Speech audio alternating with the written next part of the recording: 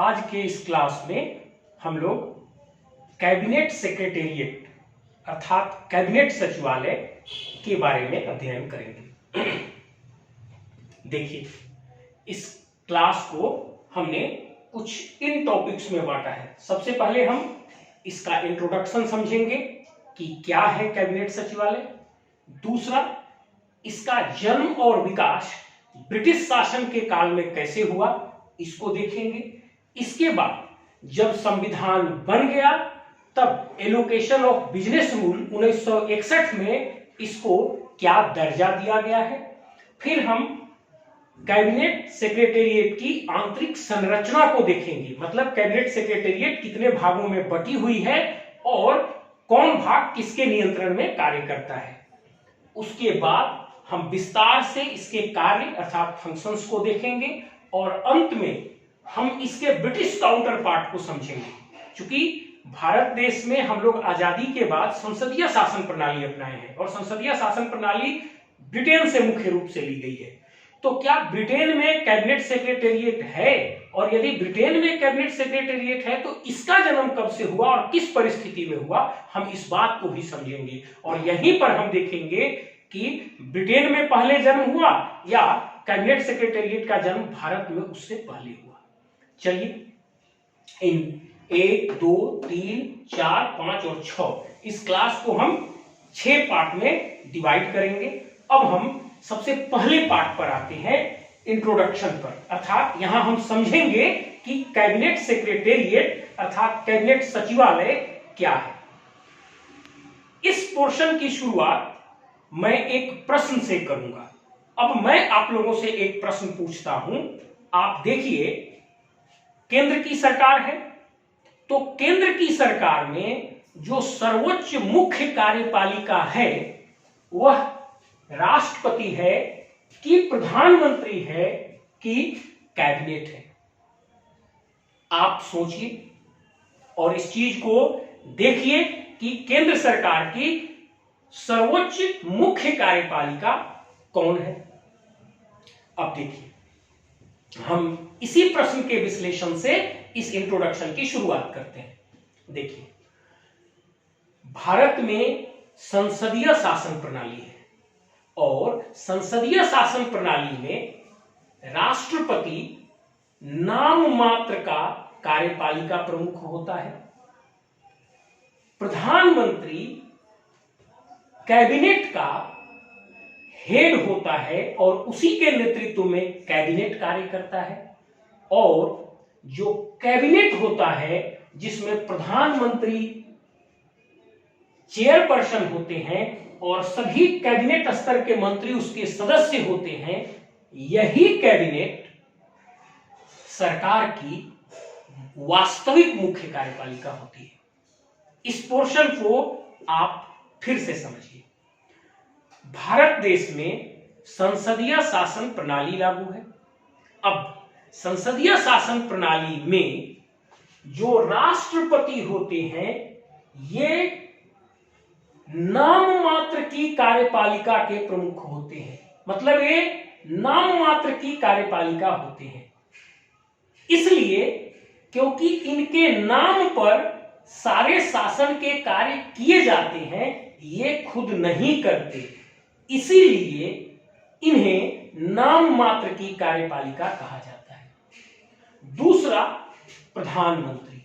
आप में से कई लोग सोचते होंगे कि प्रधानमंत्री अपने आप में केंद्र सरकार की सर्वोच्च मुख्य वास्तविक कार्यपालिका है। नहीं, प्रधानमंत्री के नेतृत्व में सभी कैबिनेट मंत्री की एक टीम होती है और प्रधानमंत्री के नेतृत्व में सभी कैबिनेट मंत्रियों के इसी टीम को कैबिनेट कहकर पुकारा जाता है। और यही कैबिनेट सरकार की सर्वोच्च वास्तविक मुख्य कार्यपालिका होती है और इसी कैबिनेट को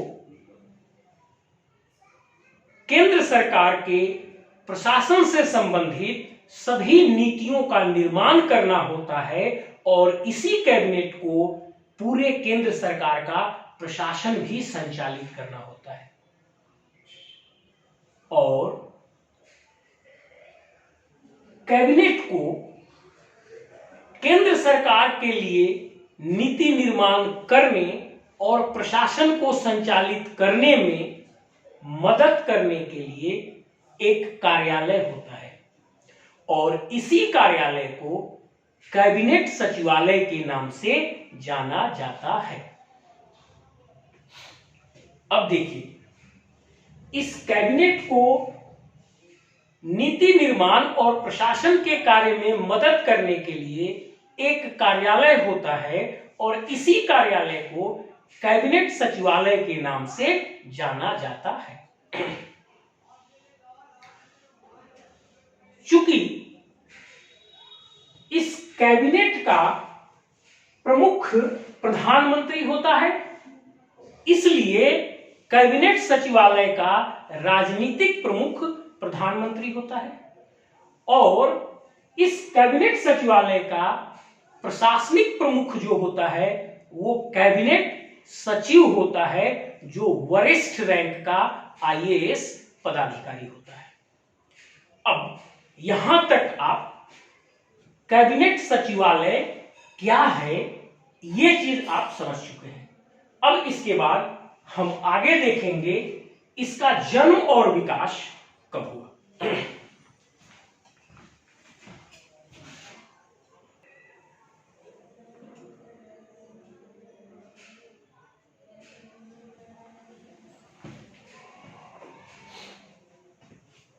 अब देखिए, यहां पर हम कैबिनेट सेक्रेटेरिएट के जन्म और विकास के बारे में समझेंगे। देखिए, हम लोग ये जानते हैं कि बहुत दिनों तक ब्रिटिश रूल हमारे देश में रहा था और बहुत से नियम कानून और बहुत सी संस्थाओं का जन्म और विकास ब्रिटिश शासनकाल के दौरान ही हमारे देश में हुआ था। यहां भी वही बात सत्य है। इस कैबिनेट सेक्रेटेरिएट का जन्म और विकास भी ब्रिटिश शासनकाल के दौरान ही हो गया था। उस समय यह कार्यालय कुछ दूसरे नामों से जाना जाता था और 1947 में जब भारत आजाद हुआ तब इस कार्यालय का नाम बदलकर कुछ और हो गया।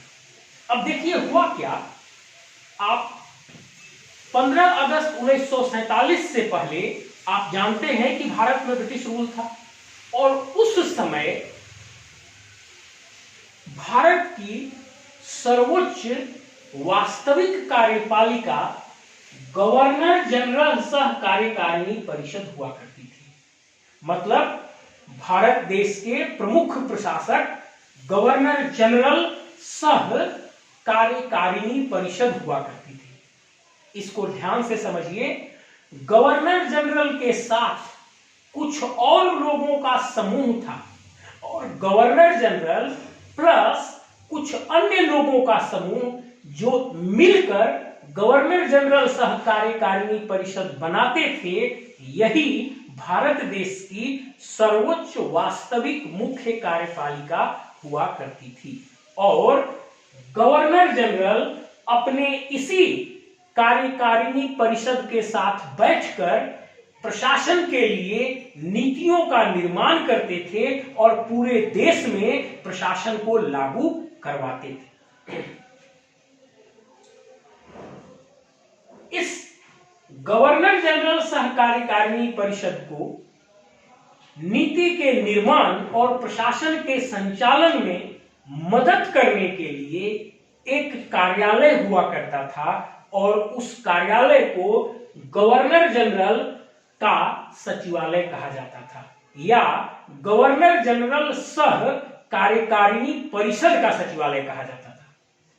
अब 15 अगस्त 1947 को देश आजाद हुआ और स्वतंत्रता के बाद हमने संसदीय शासन प्रणाली अपनाया और संसदीय शासन प्रणाली में कैबिनेट मतलब प्रधानमंत्री के नेतृत्व में सभी कैबिनेट मंत्री एक साथ मिलकर कैबिनेट का निर्माण करते हैं और यही कैबिनेट वास्तविक मुख्य कार्यपालिका होती है। तब आजादी से पहले जो कार्य गवर्नर जनरल सह कार्यकारिणी परिषद किया करते थे, आजादी के बाद वही कार्य केंद्रीय कैबिनेट को मिल गया। अर्थात आजादी से पहले भारत देश की वास्तविक मुख्य कार्यपालिका गवर्नर जनरल सह कार्यकारिणी परिषद हुआ करती थी और आजादी के बाद वास्तविक मुख्य कार्यपालिका कैबिनेट हो गई।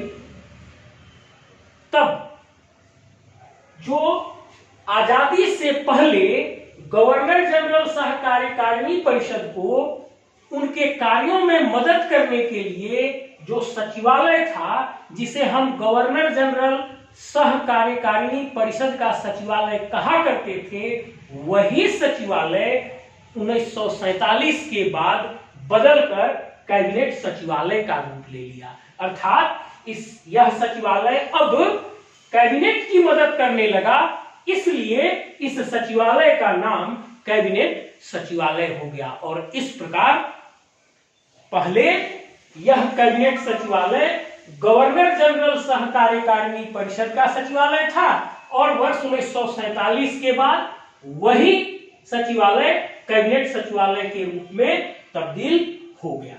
इस प्रकार इसका जन्म आजादी से पहले ब्रिटिश काल में ही हुआ था और 1947 में इसका नाम बदल गया और 1947 से पहले गवर्नर जनरल सह कार्यकारिणी परिषद का जो सचिवालय था, वही सचिवालय 1947 के बाद कैबिनेट सचिवालय हो गया।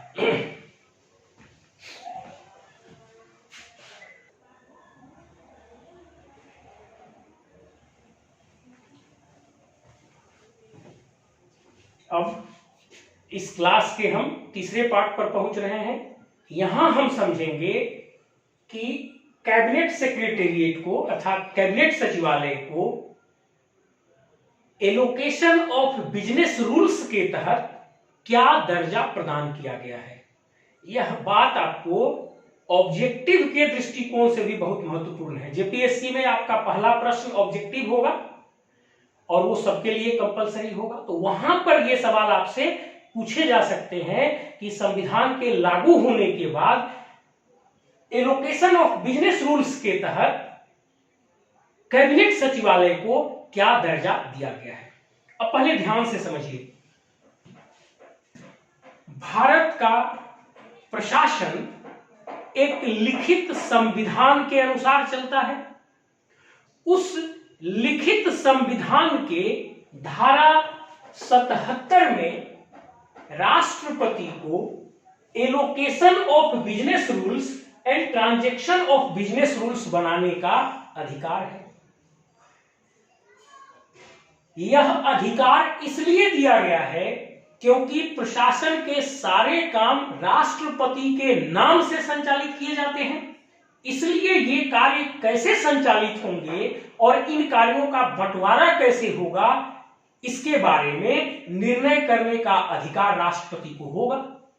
और इसीलिए संविधान के धारा 77 में भारत के राष्ट्रपति को allocation of business rules and transaction of business rules बनाने का अधिकार दिया गया है और राष्ट्रपति इसी अधिकार का प्रयोग करके ये दोनों रूल्स बनाते हैं।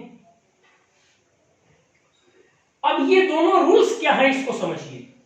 पहला है एलोकेशन ऑफ बिजनेस रूल्स, मतलब सरकार के कार्य को एलोकेट करने का तरीका, मतलब अलॉट करने का तरीका, मतलब सरकार के कार्य को बांटने का तरीका।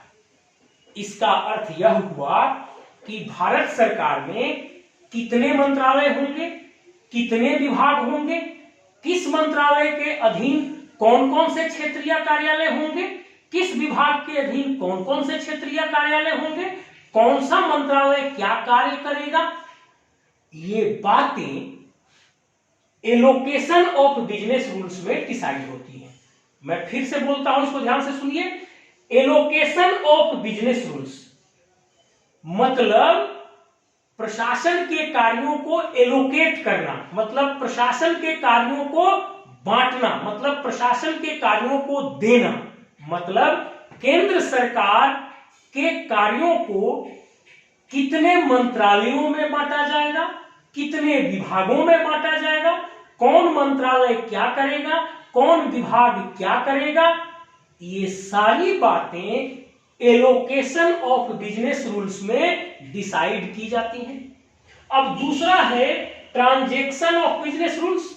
ट्रांजैक्शन ऑफ बिजनेस रूल्स केंद्र सरकार के कार्यों की प्रक्रिया अर्थात तरीके को डिसाइड करता है, मतलब केंद्र सरकार के कार्य कैसे किए जाएंगे इस बात की चर्चा ट्रांजैक्शन ऑफ बिजनेस रूल्स में की जाती है।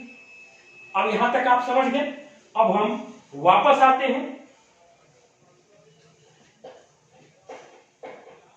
भारत के राष्ट्रपति के द्वारा 1961 ईस्वी में ट्रांजैक्शन ऑफ बिजनेस रूल्स बनाए गए हैं और इस ट्रांजैक्शन ऑफ बिजनेस रूल्स में यह डिसाइड किया गया है कितने मंत्रालय होंगे, कितने विभाग होंगे, किस मंत्रालय को क्या कार्य होगा, किस विभाग को क्या कार्य होगा। इसी एलोकेशन ऑफ बिजनेस रूल्स में फिर से सुन लीजिए, वर्ष 1961 में भारत के राष्ट्रपति के द्वारा एलोकेशन ऑफ बिजनेस रूल्स बनाया गया। उस एलोकेशन ऑफ बिजनेस रूल्स में यह बताया गया है कितने मंत्रालय होंगे, कितने विभाग होंगे और कौन सा मंत्रालय और कौन सा विभाग क्या कार्य करेगा। इसी एलोकेशन ऑफ बिजनेस रूल्स में इस कैबिनेट सेक्रेटेरिएट को, इस मंत्रिमंडल सचिवालय को एक विभाग का दर्जा दिया गया है। ये बात बार बार पूछा जाता है कि एलोकेशन ऑफ बिजनेस रूल्स 1961 में कैबिनेट सेक्रेटेरिएट अर्थात मंत्रिमंडल सचिवालय को क्या दर्जा दिया गया है, तो मंत्रिमंडल सचिवालय को एक विभाग का दर्जा दिया गया है। अब इसको हम थोड़ा सा एक और डायग्राम बना के आपको समझाते हैं। देखिए,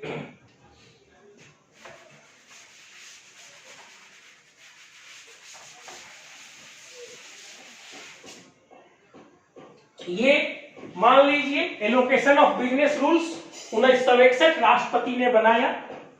उन्होंने डिसाइड किया कि केंद्र सरकार के अंतर्गत इस प्रकार से एक कल्पना कर लीजिए,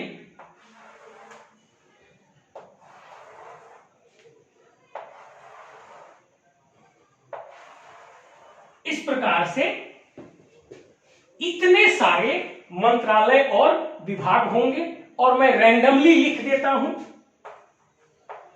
मंत्रालय मंत्रालय मंत्रालय मंत्रालय मंत्रालय।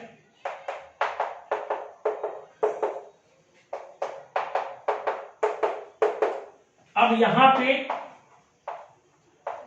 विभाग विभाग विभाग विभाग विभाग।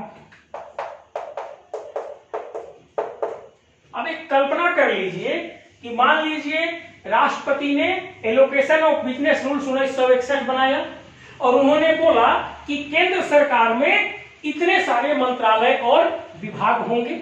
अब मैं आपको केंद्रीय सचिवालय ऑलरेडी समझा चुका हूं। मैंने वहां कहा था कि केंद्रीय सचिवालय का मतलब होता है केंद्र सरकार के जितने भी मंत्रालय और विभाग हैं उनको सामूहिक रूप से केंद्रीय सचिवालय कहा जाता है। केंद्रीय सचिवालय केंद्र सरकार के जितने भी मंत्रालय और विभाग हैं उन सभी मंत्रालयों और विभागों को एक बिल्डिंग में संचालित किया जाता है और इसी को केंद्रीय सचिवालय कहा जाता है। इसका मतलब यह हुआ कि इस केंद्रीय सचिवालय में कई सारे मंत्रालय भी होंगे और कई सारे विभाग भी होंगे। अब कैबिनेट सेक्रेटेरिएट या मंत्रिमंडल सचिवालय इन्हीं में से एक विभाग होगा और इसका भी ऑफिस केंद्रीय सचिवालय के अंदर ही कहीं पर होगा। अगर ये बिल्डिंग है केंद्रीय सचिवालय का, तो इसी केंद्रीय सचिवालय के बिल्डिंग में एक कार्यालय होगा कैबिनेट सेक्रेटेरिएट का, और इसे विभाग का दर्जा दिया जाएगा। और उदाहरण के लिए मान लीजिए कि ये वाला कार्यालय कैबिनेट सेक्रेटेरिएट का कार्यालय है, तब इसको केंद्रीय सचिवालय के अंतर्गत एक विभाग का दर्जा है, मंत्रालय का नहीं, एक विभाग का दर्जा है। ये बात ध्यान से सुन लीजिए। अब यहां पर एक बात और समझिए, यह कैबिनेट सचिवालय है, मतलब कैबिनेट का सामूहिक रूप के लिए यह सचिवालय है। मतलब यह कैबिनेट को एक सामूहिक रूप में कार्य करने में मदद करने वाला यह सचिवालय है। हमने आपको बताया कि कैबिनेट में प्रधानमंत्री होंगे और सभी कैबिनेट मंत्री होंगे, और आप ये जानते हैं कि प्रधानमंत्री का भी अलग मंत्रालय होता है, सभी कैबिनेट मंत्री का भी अपना अलग अलग मंत्रालय होता है। तो वह प्रधानमंत्री का जो मंत्रालय है वो अलग रहेगा, सभी कैबिनेट मंत्री का मंत्रालय सब अलग रहेगा, और जो कैबिनेट सचिवालय होगा यह कैबिनेट के सामूहिक कार्यों की देखरेख करेगा। मंत्रियों के अलग अलग कार्यों से या प्रधानमंत्री के अलग कार्य से इसे कोई लेना देना नहीं है। इसका कार्य है प्रधानमंत्री सह कैबिनेट को सामूहिक रूप से कार्य करने में मदद पहुंचाना। अतः कैबिनेट सेक्रेटेरिएट कैबिनेट का सेक्रेटेरिएट है और कैबिनेट को सामूहिक रूप से कार्य करने में मदद पहुंचाता है। अलग अलग मंत्रियों से इन्हें कोई लेना देना नहीं है, अलग प्रधानमंत्री से भी इनको कोई लेना देना नहीं है। प्रधानमंत्री सह कैबिनेट को सामूहिक रूप से कार्य करने में मदद पहुंचाने के लिए यह कार्यालय स्थापित किया गया है। अब इसके बाद हम लोग इसकी आंतरिक संरचना को देखेंगे।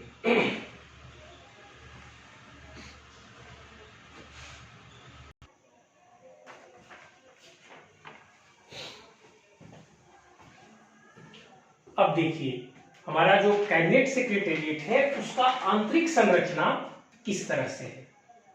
पहला सिविल विंग, दूसरा सैन्य विंग, तीसरा सूचना विंग, और मुख्य रूप से ये जो 3 विंग हैं यही मुख्य रूप से 3 विंग हैं। इसके बाद ये बाद में समय समय पर धीरे धीरे कुछ और कार्यालय उसमें डेवलप किए गए हैं। अगला है रिसर्च एंड एनालिसिस विंग, उसके नीचे है डायरेक्टोरेट जनरल ऑफ सिक्योरिटी, अगला है स्पेशल प्रोटेक्शन ग्रुप, अगला है संयुक्त आसूचना समिति, और अगला है डायरेक्टोरेट ऑफ पब्लिक ग्रीवांसेज। इन सभी का जो हमारे पास 8 लिखे हुए हैं, इसके अलग अलग ब्रांचेज, हम सभी के बारे में एक एक करके चर्चा करेंगे। देखिए कैबिनेट सेक्रेटेरिएट का जो सर्व प्रमुख विंग है, जो सबसे प्रमुख विंग है, वह है सिविल विंग, और इसका कार्य है केंद्रीय कैबिनेट को और केंद्रीय कैबिनेट की कुछ समितियां होती हैं, उन समितियों को प्रशासनिक कार्य में मदद करना, और यह सबसे प्रमुख विंग है। अब इसके बाद है सैन्य विंग। यह सैन्य विंग सुरक्षा और मिलिट्री से संबंधित जो समितियां होती हैं कैबिनेट की, उन कैबिनेट की समितियों को निर्णय लेने में, प्रोसीडिंग तैयार करने में, उसको अस्थायी और सुरक्षित रखने में यह कार्यालय मदद करता है। जैसे आप देखिएगा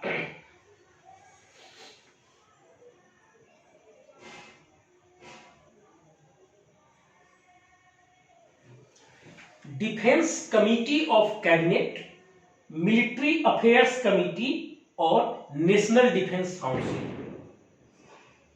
जो हमने नाम लिया आपको defence committee of cabinet, cabinet की एक डिफेंस कमिटी है जिसमें कुछ मंत्री और प्रधानमंत्री होते हैं। वैसे ही मिलिट्री अफेयर्स कमिटी, इसमें भी प्रधानमंत्री और कुछ मंत्री होते हैं।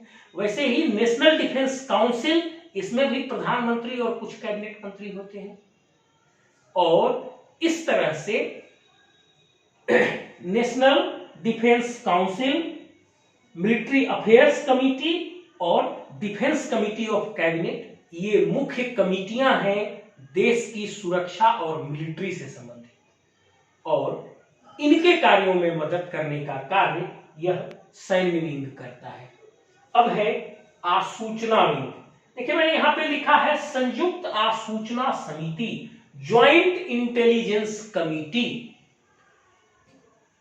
प्रधानमंत्री के नेतृत्व में कुछ कैबिनेट मंत्रियों को मिलाकर एक कमिटी बनाई जाती है और इस कमिटी को संयुक्त आसूचना समिति कहते हैं।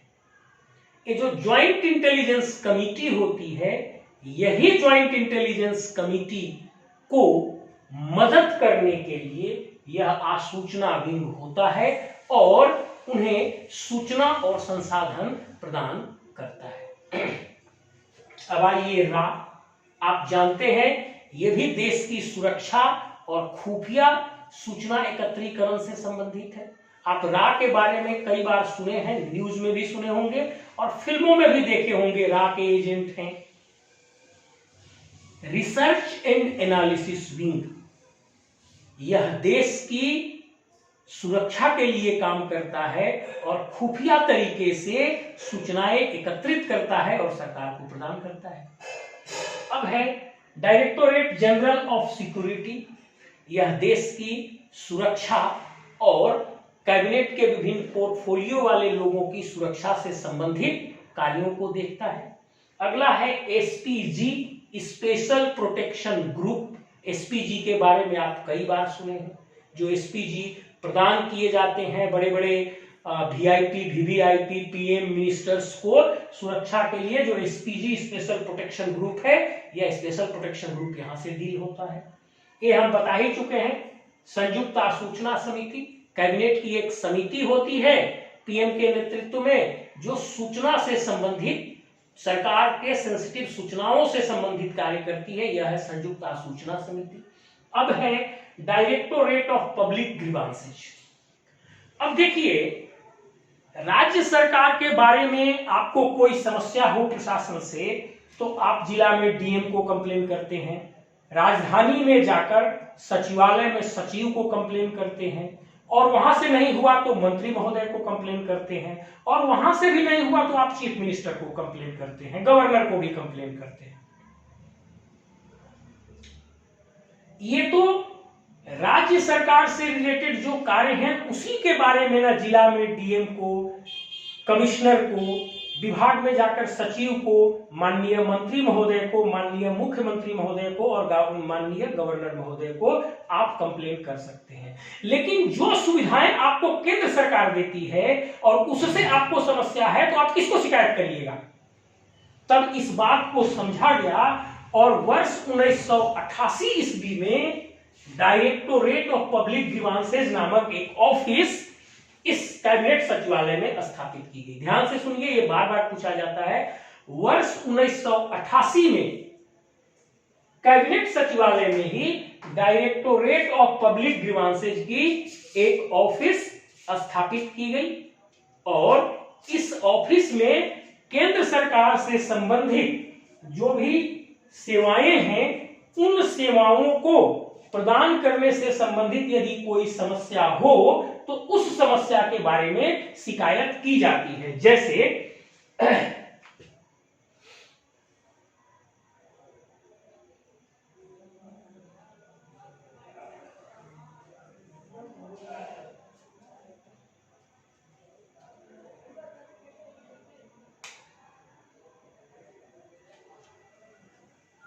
आप देखिए, रेलवे ये केंद्र सरकार प्रदान करती है, एयर सर्विस की सुविधा, जो आप हवाई यात्रा करते हैं, यह केंद्र सरकार प्रदान करती है।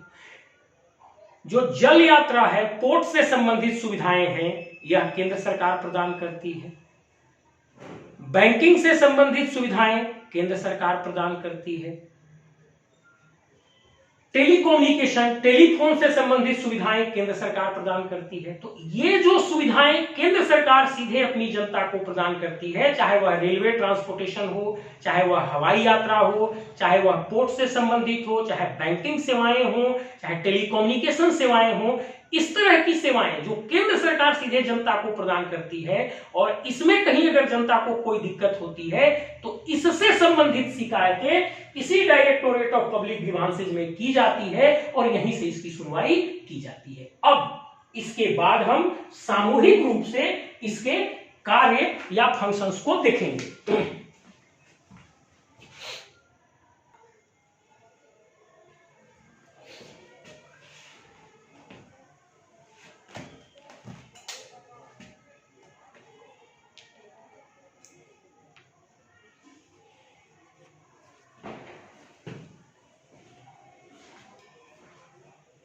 अब देखिए, हमने आपको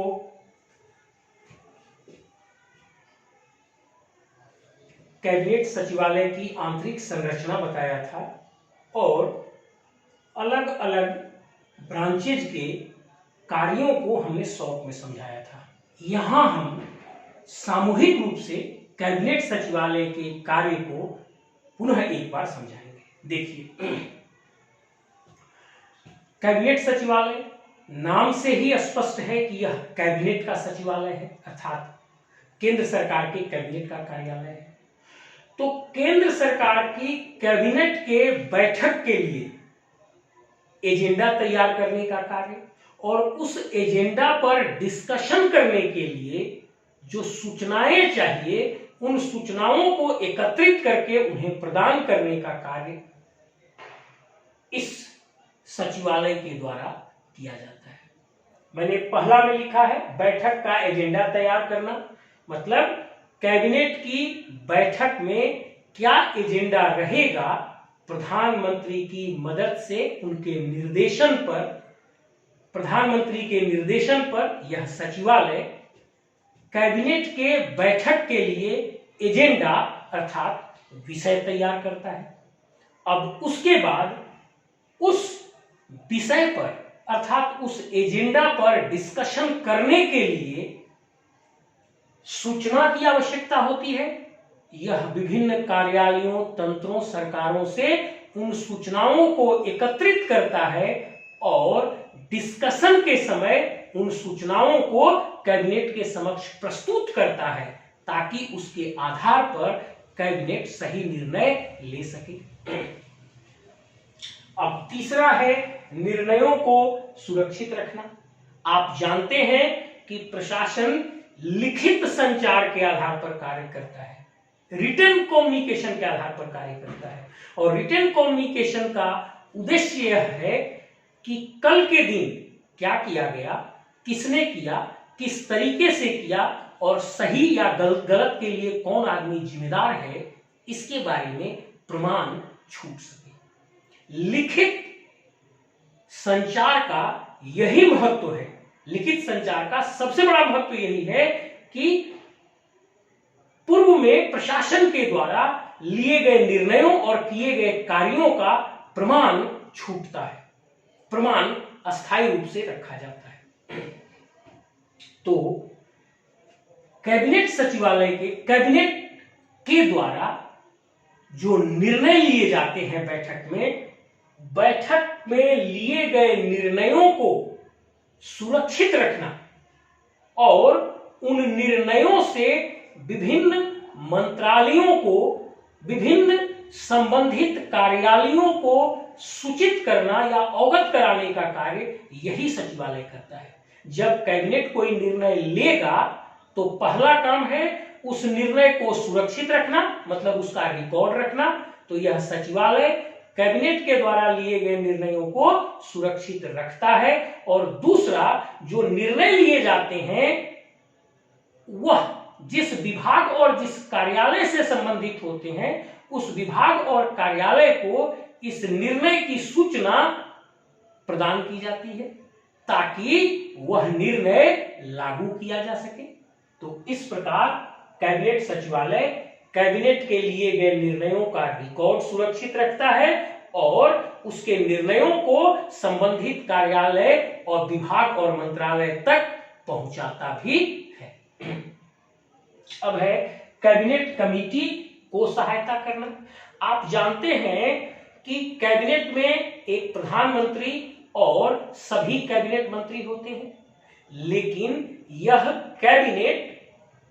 कैबिनेट की कमेटी के माध्यम से कार्य करती है। मतलब 2-2, 3-3 मंत्रियों की एक समिति बना दी जाती है और वे मंत्री किसी विशेष कार्य पर, किसी विशेष फंक्शन के बारे में निर्णय लेते हैं, जानकारी एकत्रित करते हैं और वह निर्णय अंतिम रूप से कैबिनेट में रखा जाता है।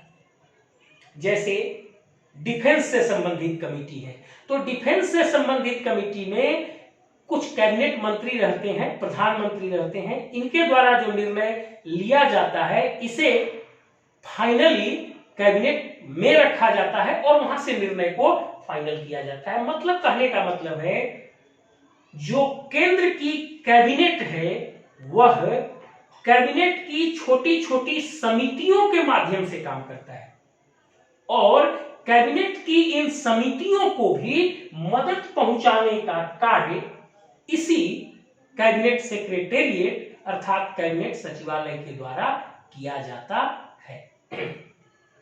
अब है निर्णयों की सूचना। जो निर्णय लिए जाते हैं इसकी सूचना राष्ट्रपति, उपराष्ट्रपति, विभिन्न मंत्रालय, विभिन्न विभाग को देना आवश्यक है। तो कैबिनेट के द्वारा लिए गए निर्णयों की सूचना प्रेसिडेंट, वाइस प्रेसिडेंट, सभी मंत्रालय, सभी विभाग को दिया जाता है और यह कार्य भी इसी कैबिनेट सेक्रेटेरिएट के द्वारा किया जाता है। निर्णयों की सूचना पूरे तंत्र में ये फैलाता है। अब अगला है मुख्य समन्वयकारी संस्था। देखिए समन्वय का काम कौन करता है, मतलब तालमेल बिठाने का काम कौन करता है। आप घर में ही देखिए ना, जो सबसे सर्वोच्च आदमी होता है आपके घर का, जो मुख्य आदमी होता है आपके घर का, जब आपके घर के सदस्यों के बीच तालमेल नहीं होता है तब वही मुख्य आदमी तालमेल बिठाता है। तो केंद्र सरकार की जो सर्वोच्च कार्यपालिका है वो तो कैबिनेट है।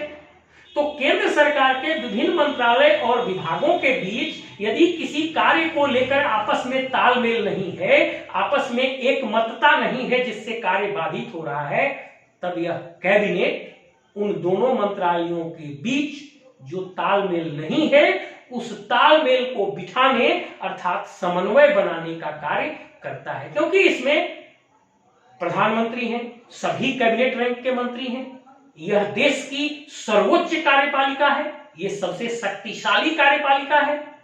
यही अंग, यही कैबिनेट सरकार के विभिन्न मंत्रालयों और विभागों के बीच तालमेल बिठाने का कार्य करता है। अब है रूल्स ऑफ बिजनेस। मैंने आपको कहा था राष्ट्रपति एलोकेशन ऑफ बिजनेस रूल्स और ट्रांजैक्शन ऑफ बिजनेस रूल्स बनाते हैं।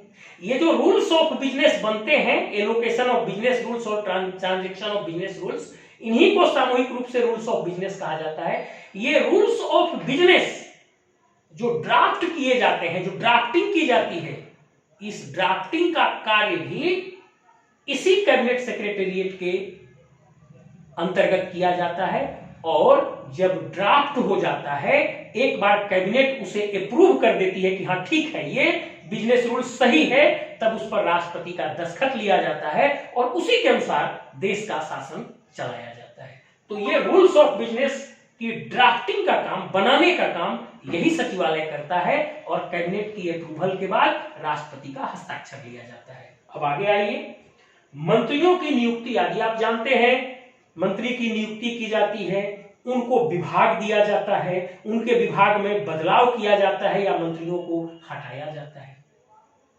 ये सभी कार्यों का रिकॉर्ड रखा जाता होगा क्योंकि ये प्रशासन है।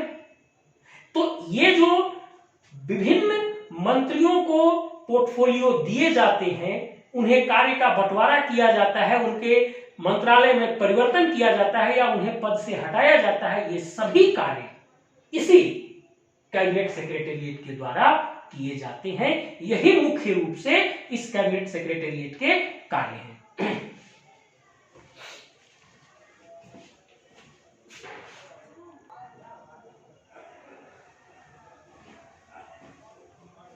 अब देखिए, कैबिनेट सचिवालय के अध्ययन को पूर्ण करने के लिए आपको दो और चीजें जानना आवश्यक है। पहला है कैबिनेट सचिव और दूसरा है कैबिनेट सचिव की हैसियत से क्या कार्य किए जाते हैं।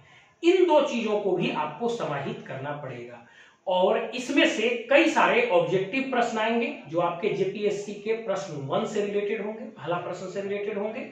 और दूसरा, इन चीजों को जब आप शामिल करिएगा कैबिनेट सेक्रेटेरिएट में, तभी जाकर आपका कैबिनेट सचिवालय से संबंधित प्रश्न का उत्तर पूर्ण होगा और तभी आपको सब्जेक्टिव में पूरा मार्क्स मिलेंगे।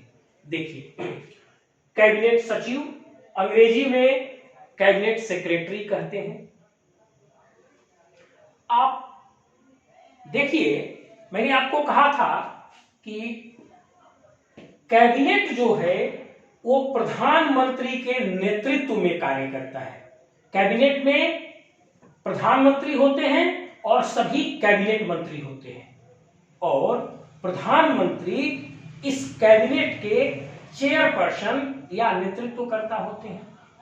चूंकि कैबिनेट के चेयरपर्सन या नेतृत्वकर्ता प्रधानमंत्री होते हैं, अतः कैबिनेट सचिवालय के भी राजनीतिक प्रमुख, राजनीतिक बॉस प्रधानमंत्री ही होते हैं और इस कैबिनेट सचिवालय का प्रशासनिक प्रमुख कैबिनेट सचिव होता है और यह कैबिनेट सचिव आईएएस रैंक का वरिष्ठ पदाधिकारी होता है और कुछ समितियों के द्वारा इस कैबिनेट सचिव को वारंट ऑफ प्रेसिडेंस में, मतलब पद का जो क्रम है सरकार का, उसमें सर्वोच्च प्रशासनिक पदाधिकारी का पद बनाने की सिफारिश की गई है।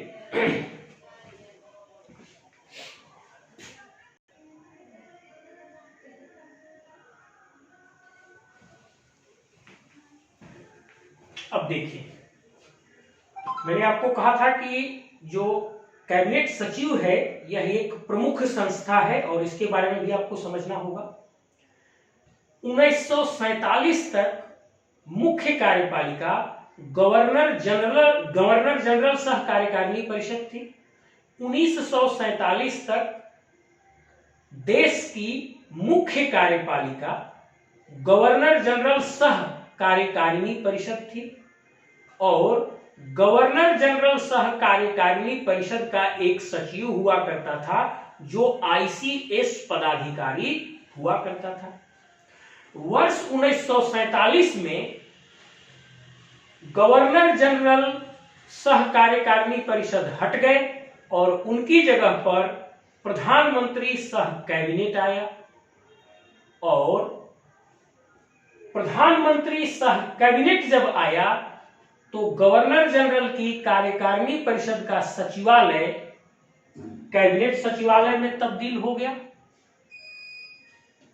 लेकिन उस समय कैबिनेट सचिवालय का सचिव किसी को नियुक्त नहीं किया गया। उस समय भारत के प्रधानमंत्री के जो व्यक्तिगत सचिव थे वही सचिव कैबिनेट सचिवालय के भी सचिव हुआ करते थे। इसीलिए मैंने जो यहां डायग्राम बनाया है इसको आप ध्यान से देखिए। वर्ष 1947 तक इस कार्यालय के जो सचिव होते थे उनका नाम था गवर्नर जनरल सह कार्यकारिणी परिषद का सचिव। 1947 में गवर्नर जनरल समाप्त हो गए, उनकी जगह पर प्रधानमंत्री आए और इस सचिवालय का नाम कैबिनेट सचिवालय हो गया। लेकिन 1947 से 1950 ईस्वी तक इस सचिव के जगह पर किसी को नियुक्त नहीं किया गया और अब 1947 से 1950 के बीच में प्रधानमंत्री के व्यक्तिगत सचिव ही कैबिनेट सचिवालय के भी सचिव हुआ करते थे और वही कार्य संचालित करते थे। बाद में 1950 ईस्वी में कैबिनेट सचिव के पद का अलग से सृजन किया गया और इनको कैबिनेट सचिवालय का प्रशासनिक प्रमुख बनाया गया। मतलब कैबिनेट सचिव का पद 1947 से 1950 तक खाली रहा। 1947 से पहले गवर्नर जनरल सह कार्यकारिणी परिषद के सचिव होते थे। 47 से 50 तक इस पद पर कोई नहीं रहा, बल्कि इसका संचालन प्रधानमंत्री के व्यक्तिगत सचिव किए और फिर 1950 ईस्वी में इस कैबिनेट सचिव के पद का सृजन किया गया और पहले जो सचिव थे वो आईसीएस पदाधिकारी एनआर पिल्लई थे। जो पहले कैबिनेट सचिव थे 1950 में इस पद को सुशोभित करने वाले वे एनआर पिल्लई थे और प्रशासनिक सुधार आयोग के द्वारा इस पद को वारंट ऑफ प्रेसिडेंस में सर्वोच्च प्रशासनिक पदाधिकारी के पद का दर्जा देने की सिफारिश की गई है। यह सवाल आपसे बार बार इस तरह से पूछा जाएगा, इसको देख लीजिएगा। मतलब आजादी से पहले जो गवर्नर जनरल सह कार्यकारिणी परिषद का सचिव होता था वही आजादी के बाद कैबिनेट सचिव हुआ और यह 1950 से शुरू हुआ और पहले व्यक्ति एनआर पिल्लई थे जो आईसीएस पदाधिकारी थे।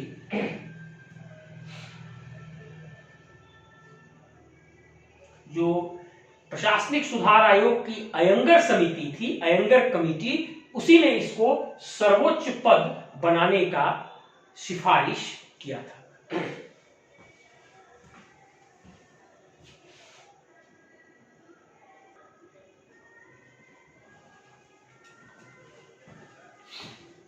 अब देखिए कैबिनेट सचिव के कार्य क्या है। सबसे पहले देखिए प्रधानमंत्री का यह सर्व प्रमुख सलाहकार है। किसी भी बिंदु पर प्रधानमंत्री इनसे सलाह ले सकते हैं और यह उससे संबंधित सलाह प्रधानमंत्री को देते हैं।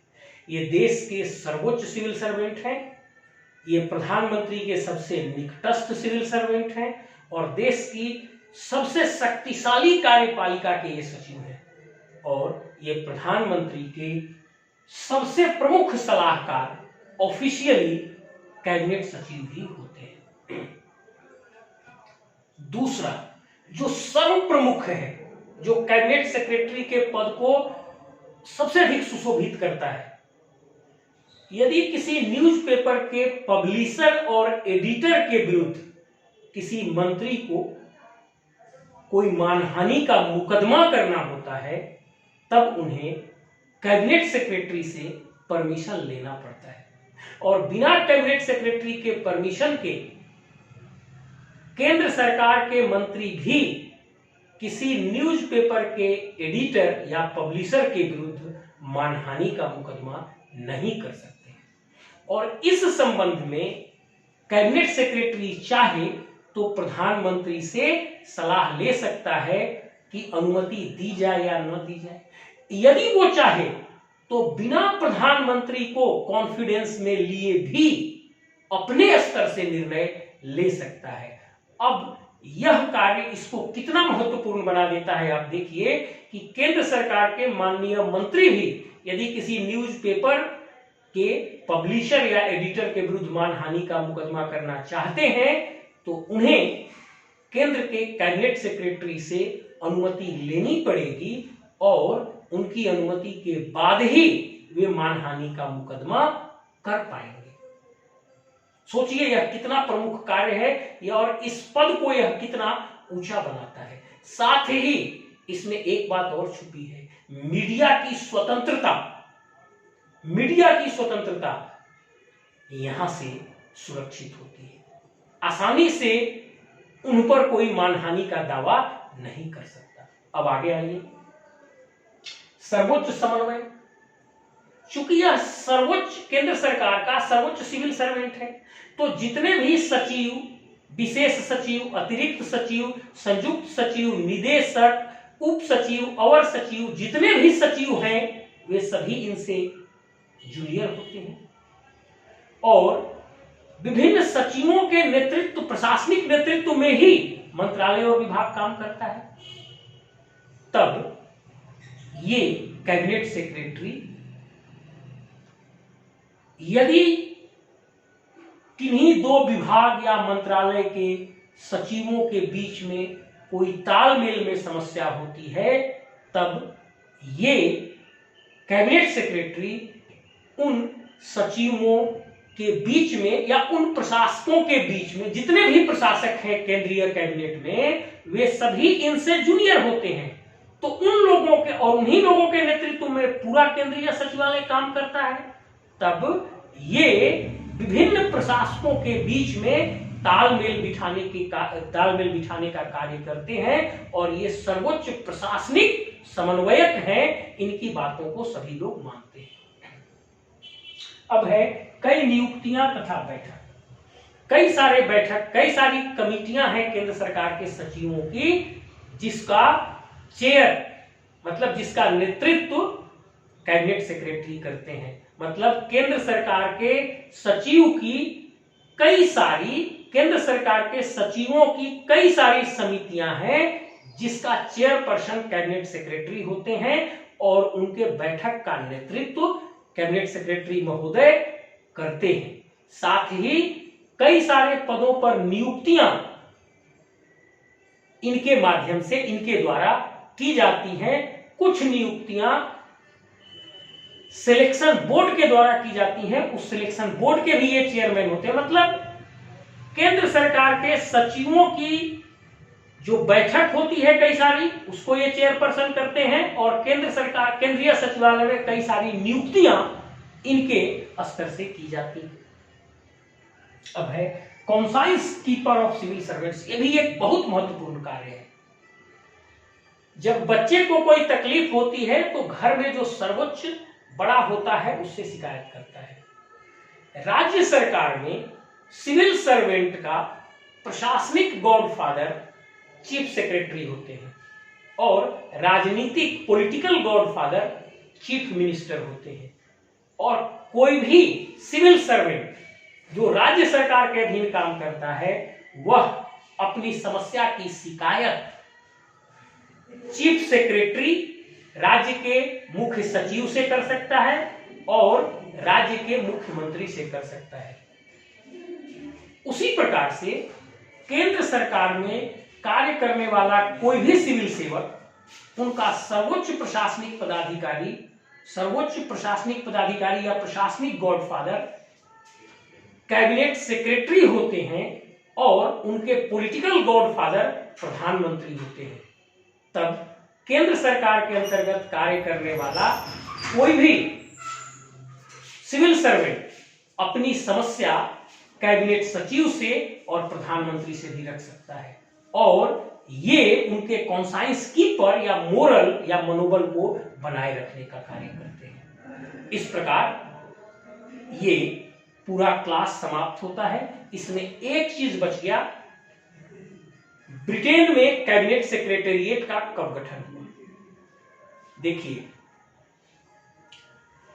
द्वितीय विश्व युद्ध से पहले ब्रिटेन में कैबिनेट सेक्रेटेरिएट नामक संस्था नहीं थी और कैबिनेट जो है इनफॉर्मल तरीके से कार्य करता था और कैबिनेट के डिसीजंस को ठीक ढंग से सुरक्षित रखे भी नहीं जाते थे।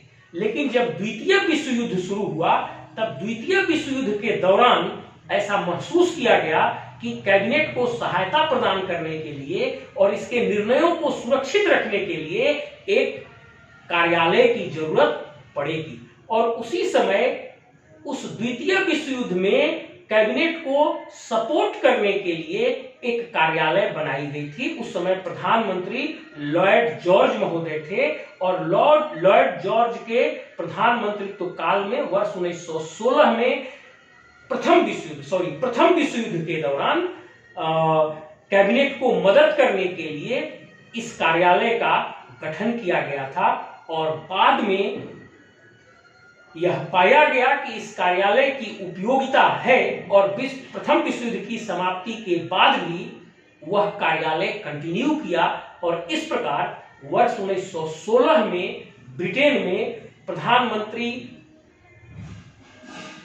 लॉर्ड जॉर्ज के नेतृत्व काल में कैबिनेट सचिवालय का जन्म हुआ। उससे कहीं पहले भारत में इस कैबिनेट सचिवालय का जन्म हो गया था और भारत में पहले यह कैबिनेट सचिवालय गवर्नर जनरल सह कार्यकारिणी परिषद के सचिवालय के नाम से जाना जाता था। इस प्रकार एक बार फिर सुन लीजिए, प्रथम विश्व युद्ध से पहले ब्रिटेन में कोई कैबिनेट सचिवालय नामक संस्था नहीं थी।